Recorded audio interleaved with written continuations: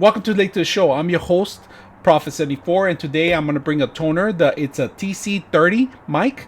So we're going to take a look at it and see what's inside, and we're also going to use it for streaming, and at the same time we might use it for podcasting later down the line. And it's a small little mic, but it has a punch. So let's go ahead and take a look at it and see what's inside the box. So stick around. First of all, the microphone, little box, like it.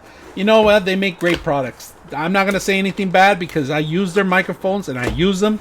And they're awesome. You know what? They're really good microphones, all of them. And this one was a new one that was just presented to me. I was like, hey, take advantage of it. Let's continue on with the microphones. And of course, when you get it, instruction manual, your content, a support line, 2-year warranty card on it. So let's put this on the side. And then you get the piece of resistance here. We're going to put this on the side too. We're going to get this filter. You guys see it? I like that. Look at that.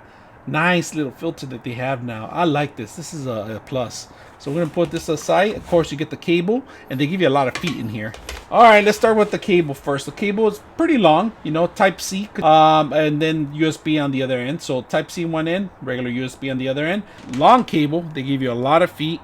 They give you the stand itself, and like I said, the stand is you could change this. You don't have to have it in the stand if you want to. You know, it's up to you, but it's ready for podcasting if you see it. It has a little tripod, ready to go. You tie this up. You have your mic, and it has the balance in there. If you guys see the rubber bands in there, so there's no connection in it. Of course, you get the last piece right here, which is on the top, and that's pretty much where it goes here. Lock it in. And let's bring the microphone a little back. And that's it. You got your microphone set up. It's ready to go. If you can see it on the side, really good. Really plastic, real light. And you can see their logo. As long as you can see their logo right here, you're in the zone right now. So we got this filter here, so you know you could just pretty much protect it from any other elements and stuff. Of course, if you're gonna be outdoors, you could buy the fuzzball too and put it in there, the rabbit's foot or whatever they call it. Put it on top of it, and it'll be a little bit better. But this is an indoor mic. We're gonna be using it for streaming, live gaming. We're also gonna use it for meetings and see how well it works on one end. On the back of it, if you guys can see it. It has a USB Type-C.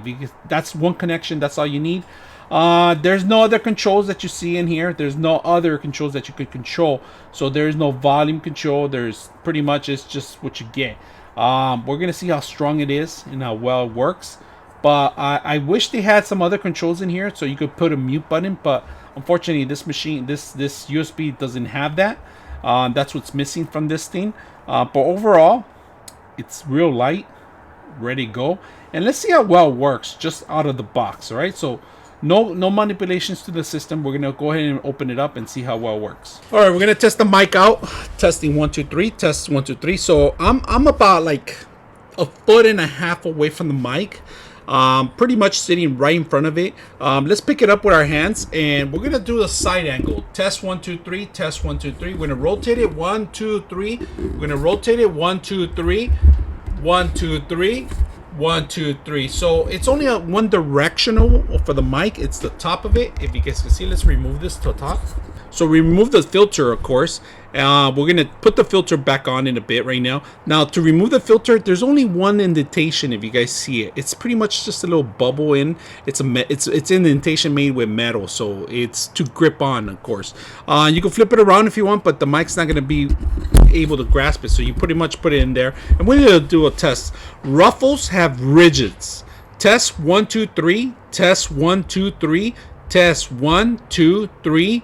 Testing 1 2 3. So right now I might have to tone it down because I'm not sure how high it is gonna go, but it's pretty much as out of the box right now. I didn't make any manipulations or any changes. There's no software for this. I'm using OBS to capture this.